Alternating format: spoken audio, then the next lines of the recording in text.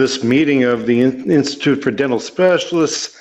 It is March 7th, and today we're going to talk about something that I love. Writing. I know. I tried to give it a title that would make it exciting for you. We're going to talk about writing, and we're going to make it exciting for you. This is going to be a good instructional work. Now, you'll notice in your tab on the right side of your screen, there are 4 handouts. Those 4 handouts are the essays that we're going to be referring to today. And we're going to teach from 3 out of those 4 essays. So download them if you'd like. If you don't, if you forget, they'll be in your Dropbox folder when we distribute the video to you. The second thing is that we're going live with the video today. Go to Webinar has improved the format, and now we can see video of broadcast quality. Now here's the key. If you've called in and you're listening to this on your phone, turn up your computer speakers, because the video will be played, or the audio from the YouTube video will play over your speakers, but they won't play over the phone line. So turn those speakers up. And if you don't have speakers, just wait 8 minutes and 55 seconds. You'll see a black screen. It'll be blank, and then 9 minutes later, after we start the video, we'll go back live, because there's a lot of instruction that I'm going to be giving you after the introductory video. Okay, so let's start the video, and we'll talk to you in about 9 minutes.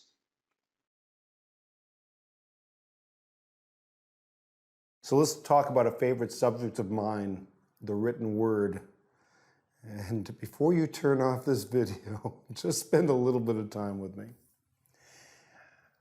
People, and I'm talking about not doctors, although, by the way, most of you came to me because of the written word. Do you realize that? You saw what I wrote in AAP Connect. You saw what I've sent out to you by mail. You've seen something. You've read our book. And you've decided to come to us as a result of the written word. So you see how important it was to you? Don't you think that would be important to your patients as well? How many dentists write a book?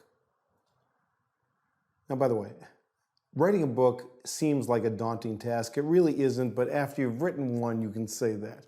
Before you've written one, you say, I could never write a book. And the answer is, yes, you can, but let's not talk about writing a book right now. Okay, let's just talk about writing a paper. Everybody here, at least every doctor here, graduated from dental school, or you wouldn't be here. In fact, you graduated from residency, or you wouldn't be here. Did you have to write papers? Okay, so if you had to write papers there, where you're talking about apicoectomy, where you're talking about pocket regeneration, where you're talking about the importance of neutrophil chemotactic defects, or whatever it is you're talking about, you can write a paper. Now, I'll be the first to admit that advertising or public relations copy looks different from what I just talked about. It does. But still, you can write, because you know more about your particular subject than your patients do. In fact, you know more about your subject than probably most doctors do. And by writing that, you show that. And that's what patients want to see. Now, if you have difficulty putting sentences together, which some of us do, if you don't feel that you can write advertising copy, which some of us can't, that's okay. Writing a book is not advertising copy. Writing a book is descriptive copy. You're talking about the particular things that you do in the office. We're not talking about advertising. We're not saying, come out. It's not like an ad where you're saying, come to me and for $79, I'm going to show you the world. That's not what this is. This is something that shows credibility. The fact that there is a book here, or a piece of paper that has 500 words on it, people don't care as much about the words that are on it as the fact that you've written some words. So, the way you write a book is start by writing a page. A page is about 500 words. And so you write a page on a particular topic. Write a page on dental implants. Write a page on soft tissue grafting. Write a page on occlusion. Write a page on restorative. Whatever it is you want to write about it. How do you find out what to write about? You go to your front desk people and ask, what questions are patients asking? So what do they, how can you help me decide what papers I'm going to write? Well, it's for me, myself, it would be what are patients asking during new patient examination. So when they come in, what are the top questions that they're asking? They're asking about if procedures are painful. They're asking how successful procedures are. They're asking how long do dental implants last. They're asking what can be done with a dental implant. So they're asking these things, and these popular questions are going into the book. But you didn't sit down and write the book in one sitting. I mean, that went from you writing articles in the newspaper, and those were not very big at all. And so it started out with small writings, and we were giving those printed papers to patients. We were putting it in the new patient packet. We were doing things, and then it went from your individual writings to a booklet that was handmade booklet, very thin booklet, to now a thick booklet, and then that went into a book. So it's like you said, just starting with some writings. Patients love when you have writings. It shows that you're knowledgeable. It shows that you're confident. It shows that you know something. And then when all that gets put together in a book, and I say, have you read Dr. Sheldon's book? And they'll say, Dr. Sheldon wrote a book? Yeah, his picture's on the back. His son wrote it with him. It's not a skinny book. That shows that you know something. That shows a lot. And patients are very impressed.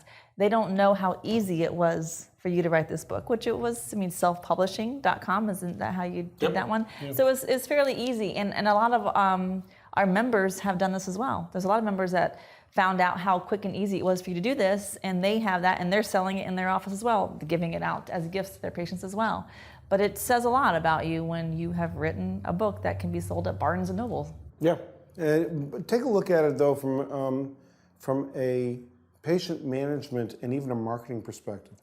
Let's assume that a patient calls, and despite you've taken all of the training, the phone training, let's assume then that the patient has decided he or she is not ready to make the appointment right now. What do you do? If the patient is not ready to schedule the appointment, we are not pushy on the phone. Yes, the purpose of answering the new patient phone call is to get them scheduled. Yes, we make every attempt possible to get them on the schedule. New patient special, telling them how much they need to take care of themselves, get help now, giving them some hope. But there's always that patient that will not schedule. So data collection is number 2 important on that list, because when you are marketing, the best patient to market to is the one that's called you asking for help. They need your services, so keep advertising to them. So we tell them on the phone, I understand you need, doing whatever it is that they say they need to do. I would like to send you a free copy of Dr. Sheldon's book. And I get, he's written a book. Yes, you can get it at Barnes & Noble for $14.95, but I would like to send it to you for free. What address can I send that to? Always get their address. And then I go to a PDF file. I can send that to you right now just email it to you.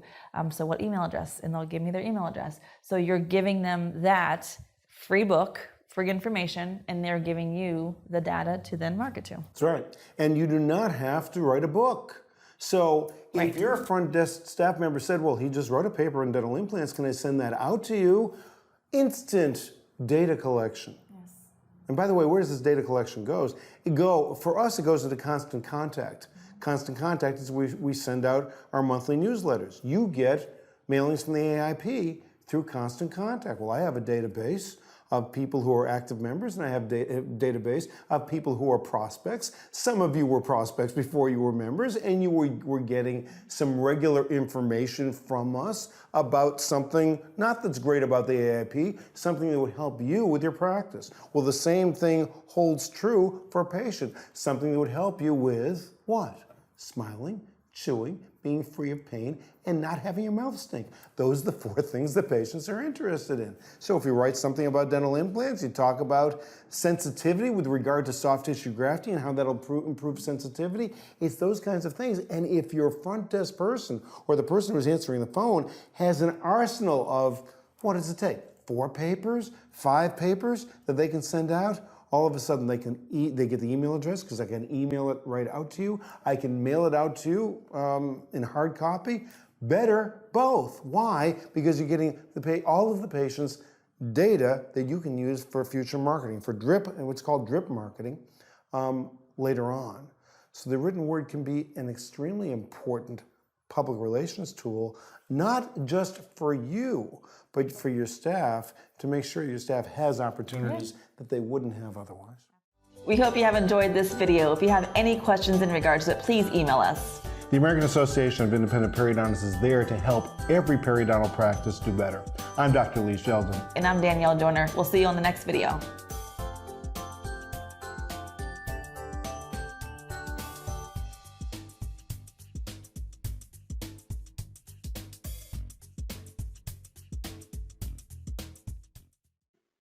Okay, so let's talk about this a little bit more. Let's figure out how we're going to actually create this. Now, for some of you, you're going to say this is elementary. For some of you, you're going to say, you know, it's about time somebody showed me exactly what to do. And so for those of you who are accomplished writers, you may find this to be a little bit boring. I hope even here there'll be some points for you so that we can make this, what seems like a chore, a little bit easier for you. So let's go through this, and you'll see where we are. And of course, the problem that we are all facing in one way or another is working with patients and being able to find patients that we need, find patients that want us. And of course, the idea is that we want to create a magnetic attraction. We've talked about that a lot. Danielle talks about that a lot as well, as far as what we need to do in order to be able to bring a patient in. And I don't care whether you have a fully functioning referral practice where you are competing with other periodontists or other specialists, or whether you've gone direct to patient, or whether you're doing a little bit of both. And I know many of the people on the line right now and many members are doing a little bit of both. What we want to do is to differentiate yourself. And this is one of the best ways, the written word is one of the best ways to differentiate yourself. So the importance of writing really is one of credibility. I'm repeating myself a little bit and what Danielle said, but it's one of credibility and it's one of differentiation. Let's look at those tools a little bit, and let's talk about the elements of writing an engaging article. How do you make it work? How do you make it easier for yourself? And frankly, there are rules of the road in anything we do. And if we follow the rules, we're going to do well every time, or nearly every time. And if we kind of go by the seat of our pants, well, some of us are really good at seat of our pants thinking, and some of us aren't. So I'm going to give you the rules of the road, at least the way I see it. Number one, write a story. Now, your patients have stories every single day. You have stories every single day. And people will identify with the stories. What happened? The beginning, the middle, the end. And it's a patient story. It's not necessarily a story about you or as the doctor, but it's a patient's story. And usually a patient will come in with a problem or a painful event. And the painful event is not just physical pain, this is emotional pain as well. You know, patients see us because they can't smile, they can't chew, they were embarrassed, something like that. And there are many people who identify with embarrassment. There are a number of people who identify with fear, particularly fear of the dental office. So essentially you want to start off with the thing that a person can identify with, okay, and that's the painful event. We then go to the solution. So if we're talking about a story, we're talking about problem with painful event and the solution, and that's the solution that you created and also the solution that the patient experienced. Notice we ask for success stories, and in success stories, we can get the solution in the patient's own words, so that when we write this article, we're not necessarily using our words, we're using the patient's words as well. So this just happened this past 2 weeks, and you all know we use Ace Chat, and Ace Chat is just a tremendous service. If you haven't looked into it, or there have been a number of new members who signed on the past couple of months, look into Ace Chat service, and that can be added to your website at a very, very nominal fee. Your patients can start to, or your potential patients can start to engage with you when they go to your website by working with Ace Chat service. So a patient has a problem, they're not quite willing to call you, but they are willing to chat with some anonymous person on your website. Good. Ace Chat service knows dentistry, and they will, they're very good at communicating with patients, and of course they're going to do everything they can to duplicate what you do in the office. Of course, you've got the more information you provide to them, the better they can serve you. but I've been with Ace Chat Service for probably 7 years. I can't recommend it highly enough. Okay, so this is what happened. So a patient comes in and a patient's on Ace Chat Service. Notice what it says. Terrified of dentists since I was a child, but I need to do something for me. My self-confidence is so beaten down and I hide and try not to smile or open my mouth too far. It's become debilitating. Now, there were a number of aspects of this chat. I only covered one area. So Laura from Ace Chat Service says, I'm so sorry to hear you've had a bad experience. We do see and treat many patients who are fearful. Knowing in advance gives us the opportunity to treat you with extra kindness and care. Now the patient says, I need to feel comfortable with the dentist. This is a huge hurdle for me. I was always very outgoing and not that way these days. I'm ashamed. There's a lot more to the chat. I'll give you some of it. This person was, as a child, was abused by a dentist for 4 years. And he couldn't say anything because he was threatened by the dentist. And this happened roughly from the ages of 7 to 10. Finally, his grandmother caught him or heard him screaming, and the grandmother rescued the child. He's now 67 years old, been without dental care. These are the kind of patients that you attract. And so let's go on with the rest of the story because we're talking about the article, but notice the title first, I'm afraid of the dentist. How many people say that? And so that if they see an article written by you, I don't care where it is, I'm afraid of the dentist, are you identifying with maybe 50% of the population? Very simple article, and it all came from the quotes from the chat service. So now let's go a little bit farther, and we've already demonstrated this is the pain point. So we said we've got to show the pain first in a story. That's the pain point. So now we go to the solution. Now, ordinarily when Ace Chat Service does their work, they'll send an email of the chat to whoever we want. And I get all the emails of the chat, but usually Jennifer or Samantha is the one who actually calls or communicates with the potential patient because this is usually happening on off hours, or they're communicating with the chat line during our working hours. They're not willing to call us, but they're willing to chat. Then it goes to Jennifer and Samantha. Jennifer and Samantha call, email, whatever is necessary in order to be able to talk with the patient, determine whether the patient might be a candidate for our office. But this one I took myself. I saw this email and I said, all right, he needs to hear from a doctor. I think he'll be reassured. And so I wrote this, I read your words and felt that I wanted to respond to you personally. I can't pretend to understand the pain that you endured as a child, but I can help you, at the very least, to find your way to a dentist who will help you. Rather than make an appointment for an examination, how about arranging a meeting? No dental chair, just a very pedestrian office where I write and study. We can sit and chat for a while.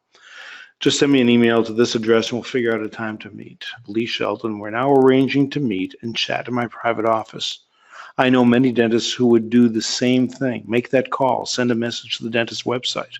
Once you find the right dentist to work with, you'll start the journey to restored oral health.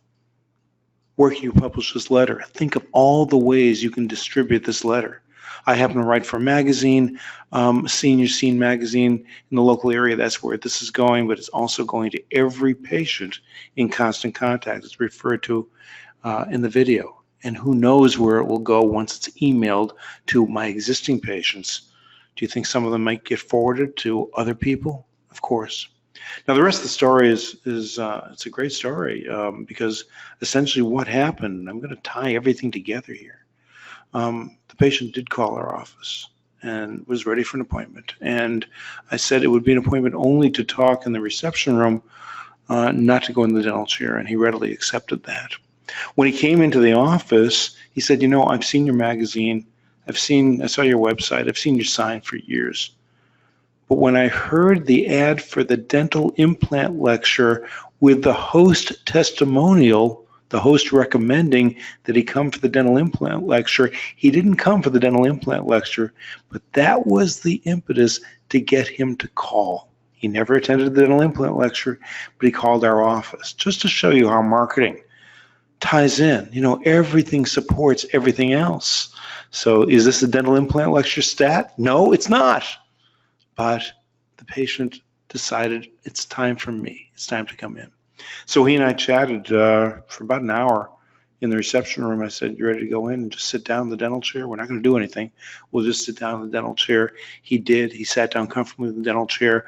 We talked for a bit more time, and now he's made an appointment for a new patient examination. So it's a nice story. I could write the rest of that story. I wouldn't want to get too personal, in a public format, but you can see how a story like this could create a lot of goodwill, if not a lot of patience for you. So let's talk about the another type of article, and that would be the narrative article. And you've seen me write narrative articles before. Let's talk a little bit about that. Okay, summarize the point of the entire article in the first paragraph.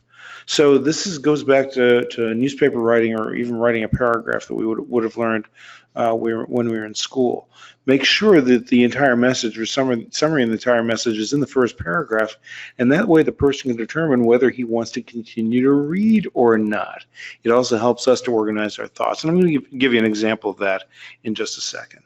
Make sure when you're writing, write in a logical sequence, okay? This is a logical time sequence. What comes first, what comes second, what comes third, what comes fourth.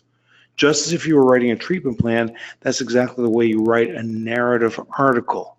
We don't want a person to have to jump back and forth time-wise. We want it to be logical for that person. The person can follow a sequence and follow sequential thought. Use numerals, in other words, use numbers to emphasize advantages. A narrative article is talking about something and the advantage of doing that something or getting that something. And so when you write in numerals, it also helps to organize the patient's thoughts, and helps me to organize my thoughts as well. And then conclude that article with a take-home lesson. Okay, so let's take a look at an example of that. And this is the Business of Periodontics, which I wrote a couple of years ago on AAP Connect. So this is the new patient phone call. We wrote about the new patient phone call, and of course, those of you members for a while know about the new patient phone call. Those of you who haven't been members, you can certainly order the videos for the new patient phone call, and all of our videos are available, so that if you've started recently, you can catch up. The videos are readily available. Okay, so in a time when it becomes increasingly important to differentiate ourselves, there's a simple no-cost idea that has become a staple in our office in the past 4 years. It is the new patient phone call. Simply stated, that means the doctor calls the patient before the patient arrives for his or her first visit. The results of such a phone call can make a marked difference in chair time and in acceptance of treatment. Okay, that's the summary. That's the first paragraph. Let's go on. Okay, now we're writing in the logical sequence. So this is a second step, logical sequence from beginning to end. Let's look at the routine way first. The patient calls and makes an appointment. The patient then arrives, talks with the assistant about concerns. If the assistant doesn't pass the information on to the doctor, or even if she does, the patient feels that it is necessary to originate the same information. It's important to the patient the doctor hears what he or she has to say, whether relevant or irrelevant to the case. We've all been in the position of starting with small talk, then hearing the chief complaint, then doing the examination, and finally working with the patient on the treatment plan. Let's look at the new way that has worked wonders in our office. Okay, so we're talking about the old way in the first paragraph, which we've all done. Let's talk about the new way, which includes the doctor phone call. Okay, so the patient calls the office for an appointment and relays to the scheduling assistant what the problem is. The scheduling assistant makes careful notes of the problem and puts them in the patient's chart. The scheduling assistant then says, as part of our new patient consultation, Dr. Sheldon would like to talk with you before you come in for the appointment so we can better prepare for you. Are you available tonight between 4:30 and 8:30 p.m. for him to call you? Okay. And this is all the article, okay? Imagine the patient's reaction. The doctor is going to call me at home before I come in? No one has ever done that before, okay? That's your point of differentiation. That's the wow factor. Okay, continuing the article, the scheduling assistant then prepares a list of the new patients to call with phone numbers as well as notes that she took on the conversation. How impressed will that patient be, not only that you call, but your assistant took careful notes in the conversation and relayed them to you? It's the old story about sitting in the doctor's office and seeing the nurse, and you spill out your guts to the nurse, and the doctor comes in half hour later and says, "What can I do for you?" It's like, why did I even share the information with the nurse? Well, in fact, if you take the information that you've shared with the or if the assistant gives you the same information, then the patient feels fully communicated with. It's back to the instructional part of it. Let's go back to the article. You then call the patient your convenience at the end of the day, driving home or after dinner. My calls generally take less than 5 minutes each. What are the advantages to you, the doctor? Okay, so now we're utilizing numerals. Number one, reduce chair time. Small talk is done on your cell phone after hours. When you walk into the operatory, rather than introducing yourself, you are already an old friend. Number two, the patient is totally impressed. Number three, you can determine in advance whether this patient will take a longer time or a shorter time, thus preparing your staff to add or subtract exam time as necessary so that you have a better chance of remaining on schedule. Number four, you are participating in some patient screening. You have an opportunity of seeing whether the patient will truly benefit from you. This is increasingly important as we do more direct-to-patient marketing. And number five, you're actually preparing for the visit. Based on your conversation, for example, you can determine what x-rays you will need for the visit and schedule those appropriately. And I'll add before you walk into the operatory. Okay, continuing the article, if you make notes, now this is the conclusion with a take-home lesson, okay? If you make notes of the conversation and they are placed in the patient's record, that's even better. You can repeat to the patient when what he or she said on the phone. The bottom line, a patient feels well cared for. Okay, take-home lesson. It is the little things that can make a big difference. After all, a patient seeing us is making a major decision to walk in our doors. The patient is making an even larger decision when deciding upon the treatment plan. How much more confidence will that patient have as a result of the new patient phone call? Please try it and let me know how it works for you. So that's one of the 4 handouts. You can use that as an example of any narrative article and use those 4 instructional points to write an article and just substitute your particular topic following the same format that you see in that article that you've downloaded or that you'll get off of Dropbox. Okay, let's talk about another one, and that's the principles essay. And many of you have looked at my principles essays, and they usually begin like this: the 12 rules of, the 5 problems of, the 6 something or other. You know, you start off with, you're announcing the particular rules, and so patients understand, or whoever is reading it understands that there are different rules, and so they're about ready to see your particular statement about a particular problem. And of course, you all have read at least some of what Daniel and I've written. Okay, so I'm going to put an introduction to this one.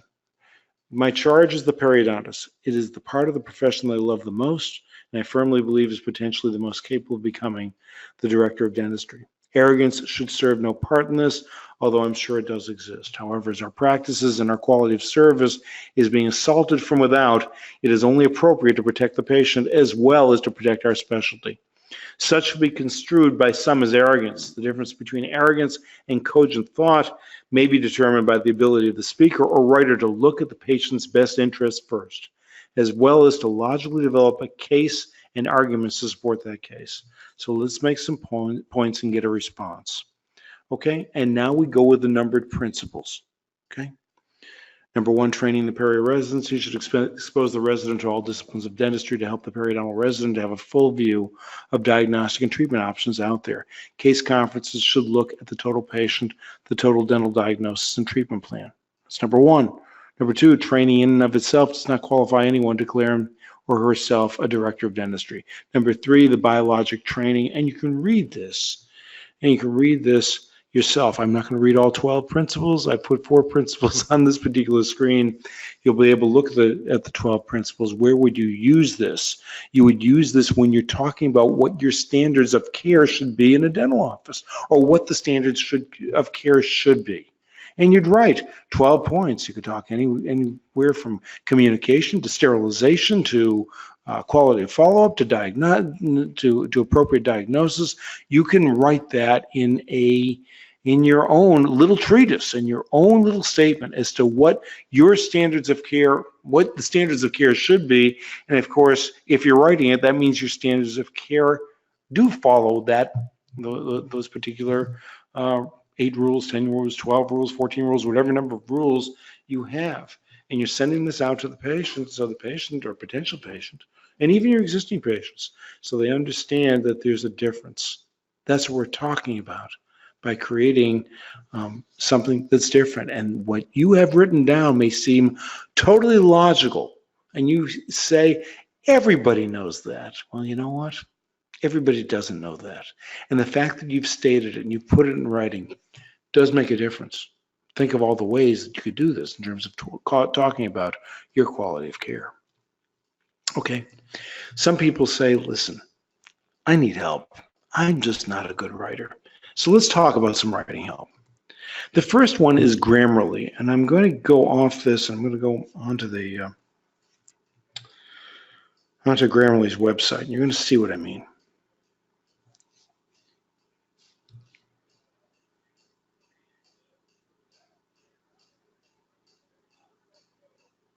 You see what's going on here?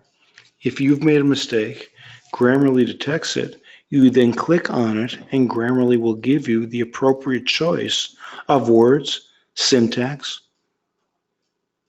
in order to be able to correct, in order to make your writing that much better. I use Grammarly. I use Grammarly for everything I write. They have a free service. You can try it out. And then, of course, they give you an opportunity to purchase it. I would just go to Grammarly.com, take a look at what they have to offer. I think I'm a pretty good writer. I can't get along without it. So it's a good thing, a good investment, particularly if you intend on writing, which I hope you all are intending. So that's one thing. Next is Upwork.com. We've talked about Upwork.com before. This is where there are freelancers who will bid on your job. So just go to Upwork.com. You can see it yourself. There are ways in which you can essentially you define what you want. I'm looking for a copywriter. And then you take your essay that you've written and you submit that and you send it out. You can choose copywriters that have very little experience, moderate experience, or are experts. And of course, you're going to pay more for one than the other, of course. But you can send your essay out for bid. You say you want it corrected and you want it looked at, and you'll get not only bids, but you will get a resume from each of those people. Where you can see what their experience is. You can see their ratings. You can later on interview them usually on the internet. I think you can do it by phone. I'm not sure of that.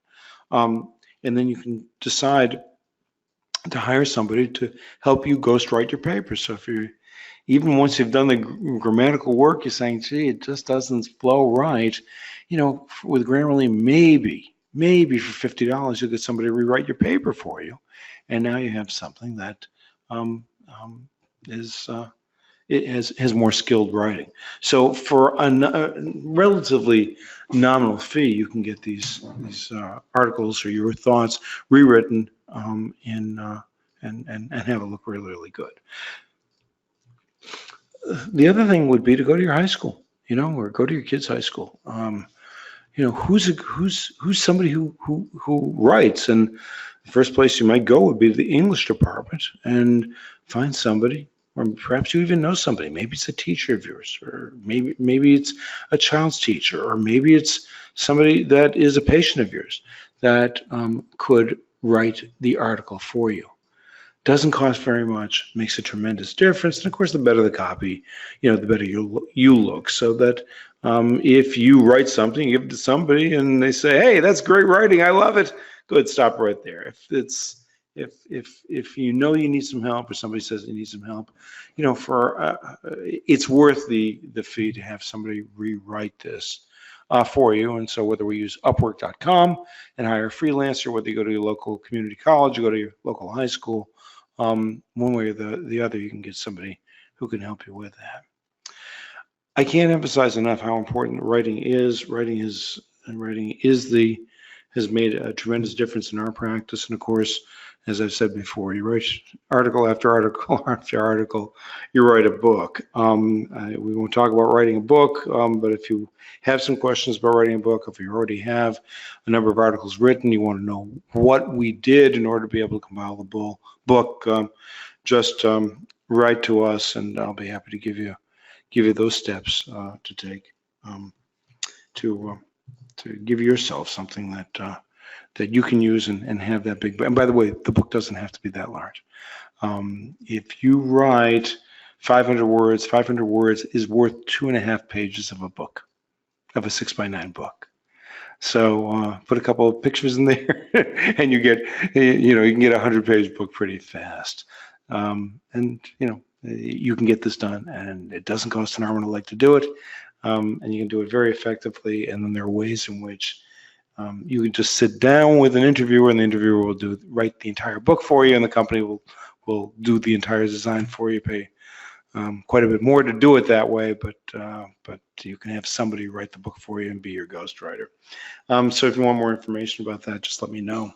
Next week we're going to go back to treatment planning. We're going to do a treatment plan. My associate, Dr. Michelle Furtado, will come on with us.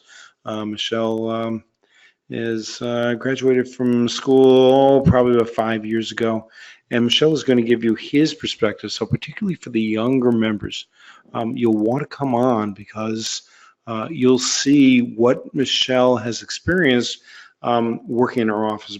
Michelle is a tremendous surgeon, does a beautiful job, but Michelle will also tell you that with regard to treatment planning, what it is and what he's gained and what you can gain from his experience. We're going to go over a case. We'll go over a case start to finish, do the entire treatment plan, and work together to get us all doing better. That's it for this session of the Institute for Dental Specialists. Thanks for joining us. We'll talk to you again next week. Bye-bye.